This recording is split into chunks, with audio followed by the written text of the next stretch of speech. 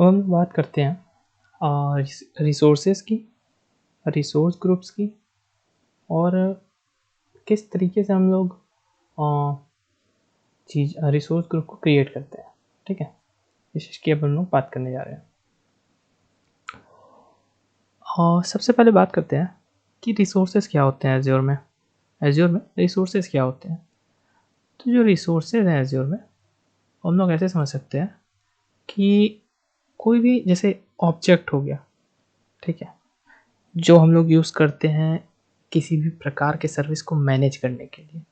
जैसे हम लोग को एसक्यूएल की चीज़ें मैनेज करनी है तो हम लोग क्या करेंगे, एसक्यूएल नाम के सर्विस को सर्च करेंगे और फिर उसको क्रिएट करेंगे। तो ये क्या हो गया, ये एक ऑब्जेक्ट हो गया। ठीक है, तो कोई भी ऑब्जेक्ट एज्योर में जो हम लोग यूज़ कर रहे हैं किसी भी सर्विस को यूज़ करने के लिए, वो हो जाता है हमारा रिसोर्सेस। ठीक है, जैसे वर्चुअल मशीन यूज़ करना है तो वर्चुअल मशीन करके सर्च करेंगे और उसके बाद उसके इमेज को फिर क्रिएट करेंगे। तो ये जो क्रिएशन कर रहे हैं ना, ये एक हिसाब से वर्चुअल मशीन को मैनेज करने के लिए एक ऑब्जेक्ट क्रिएशन हो रहा है और उसी ऑब्जेक्ट को हम लोग कहते हैं रिसोर्सेस। ठीक है, जैसे वेब ऐप हो गया, वो भी एक ऑब्जेक्ट है जो कि हम लोग वेब की चीज़ों को मैनेज करने के लिए क्रिएट कर रहे हैं।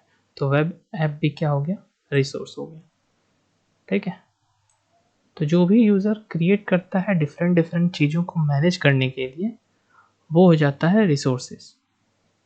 ठीक है, अच्छा, अब जब रिसोर्स हम क्रिएट करते हैं ना, जब हम लोग रिसोर्स कोई भी क्रिएट करते हैं या फिर कोई भी object for managing the service that we are calling it resource, जब भी हम लोग क्रिएट करते हैं तो उसके बैकएंड में क्या होता है कि एक जेसन टेम्पलेट क्रिएट होती है।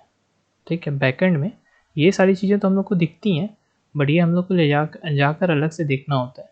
एक जेसन टेम्पलेट क्रिएट होती है कोई भी रिसोर्स में, हर रिसोर्स के लिए जेसन टेम्पलेट क्रिएट होती है। उनमें कम से कम ये 4 चीज़ें होती हैं, किस टाइप का रिसोर्स है, कौन से एपीआई वर्जन की हेल्प से बना है, उसका नाम क्या रखा है यूज़र ने, और किस लोकेशन पे उसको डिप्लॉय किया गया है।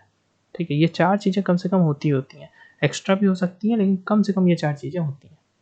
ठीक है, तो रिसोर्स क्या होते हैं, रिसोर्सेज, और अंडरलाइंग कैसे जेसन टेम्पलेट क्रिएट होता है, उनमें क्या क्या चीज़ें होती हैं, ये बात हो गई। ठीक है, अब आते हैं रिसोर्स ग्रुप क्या होता है। रिसोर्स ग्रुप जैसे नाम से ही पता चल रहा है कि अगर हम लोग रिसोर्स को ग्रुप कर दें, अगर हम लोग ये सारे रिसोर्सेज को ग्रुप कर दें तो यही हो जाता है हम लोग का रिसोर्स ग्रुप। ठीक है, अब ग्रुप कैसे करेंगे, ये सवाल उठता है। तो ग्रुप करने का कोई ऐसा हार्ड एंड फास्ट रूल नहीं है कि इसी तरीके से ग्रुप करना चाहिए, लेकिन जो काफ़ी ट्रेंडिंग में चलता है इंडस्ट्री में वो ये है कि या तो आप उसको जिस प्रकार की चीज़ें आप बना रहे हो उस टाइप से ग्रुप कर दो। ठीक है, जैसे एसक्यूएल को सारा एक रिसोर्स ग्रुप में रख दो। ठीक है, वीएम को सारा एक रिसोर्स ग्रुप में रख दो, वेब ऐप को सारा एक रिसोर्स ग्रुप में रख दो, तो इसको कहते हैं बाय टाइप ग्रुपिंग। ठीक है, लेकिन ये जनरली ज़्यादा यूज़ नहीं होता है, जो कि ये उतना एफिशिएंट नहीं रहता है। लेकिन यही बात कर लें दूसरे तरीके की, बाय डेवलपमेंट ग्रुपिंग और बाय प्रोडक्शन ग्रुपिंग। इसमें क्या होता है, डेवलपमेंट ग्रुपिंग में क्या होता है कि सारी चीज़ें आपके एप्लीकेशन लाइफ साइकिल के हिसाब से ग्रुप होती है। एसक्यूएल, वेब, वीएम, स्टोरेज चाहिए तो उसको एक रिसोर्स ग्रुप में रखकर डिप्लॉय मार दो। ठीक है, प्रोडक्शन में जो चाहिए एसक्यूएल, वेब, वीएम, उसको एक ग्रुप में रख दो। ठीक है, तो इसको क्या कहते हैं, grouping by application life cycle. ठीक है, जो जो एप्लीकेशन में हम लोग को लगने वाली हैं चीज़ें उनको एक रिसोर्स ग्रुप में रखो, फिर दूसरा एप्लीकेशन तो दूसरा रिसोर्स ग्रुप। ठीक है, तो इस तरीके की जो है चीज़ें होती हैं। तो ये तो बात हो गया कॉन्सेप्चुअल टर्म्स में कि रिसोर्स क्या होते हैं, रिसोर्स ग्रुप्स क्या होते हैं, जेसन टेम्पलेट क्या होते हैं।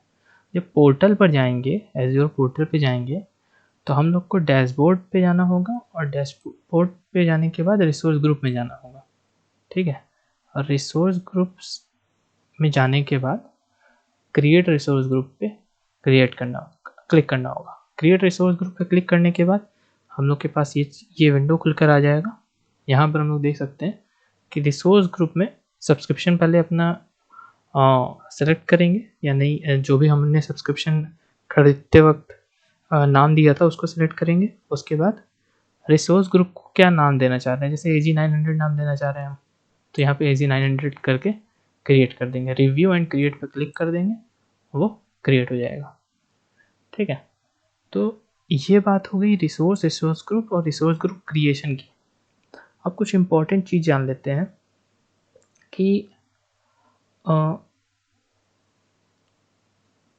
ये जो रिसोर्सेज हैं SQL VM वेब, जैसे हमारे पास एक रिसोर्स ग्रुप 1 है, ठीक है, एक रिसोर्स ग्रुप 2 है, ठीक, इसमें भी कोई चीज़ें हैं, इसमें भी कोई चीज़ें हैं, इसमें भी कोई चीज़ें हैं, इसमें भी है, इसमें भी है और इसमें भी है। ठीक है, अब समझने वाली बात यह है कि एक रिसोर्स किसी एक समय पर किसी एक ही रिसोर्स ग्रुप को बिलोंग कर सकता है। ठीक है, मतलब ऐसा नहीं है कि ये रिसोर्स इसको भी बिलोंग कर रहा है और ये रिसोर्स इस रिसोर्स ग्रुप के भी अंदर है, ऐसा नहीं हो सकता। एक रिसोर्स एक ही रिसोर्स ग्रुप के अंदर एक समय में हो सकता है। ठीक है, और ये भी ज़रूरी नहीं है कि रिसोर्स ग्रुप जिस लोकेशन पे क्रिएट कर रहे हैं उसी लोकेशन में उसके अंदर के जितने रिसोर्सेज हैं उनको भी डिप्लॉय करना है, ज़रूरी नहीं है, अलग अलग लोकेशन हो सकते हैं। ठीक है, और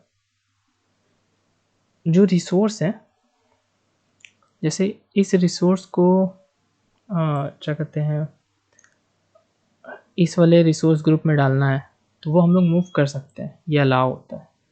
ठीक है, मतलब resources can be moved across different resources. ठीक है, अच्छा, अब ऐसा एक और जो सिंपल टर्म होता है कि क्या रिसोर्स ग्रुप को भी किसी रिसोर्स ग्रुप के अंदर रख सकते हैं? क्या रिसोर्स ग्रुप को भी किसी रिसोर्स ग्रुप के अंदर रख सकते हैं?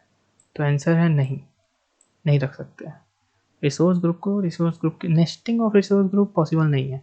रिसोर्स ग्रुप के अंदर केवल रिसोर्सेज ही होंगे, उसके अंदर और दूसरा रिसोर्स ग्रुप नहीं हो सकता है।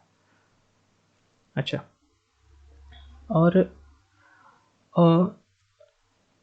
ठीक है, ये बात हो गई। और ये तो हम लोग ने बात कर ली कि ये एप्लीकेशन लाइफ साइकिल के हिसाब से हम लोग कर सकते हैं, ग्रुप टाइप के हिसाब से ग्रुप कर सकते हैं। ठीक है, अच्छा, एप्लीकेशन लाइफ साइकिल में एक चीज़ बताना भूल गया कि इसमें फ़ायदा ये होता है कि हम लोग को बिलिंग करना आसान होता है।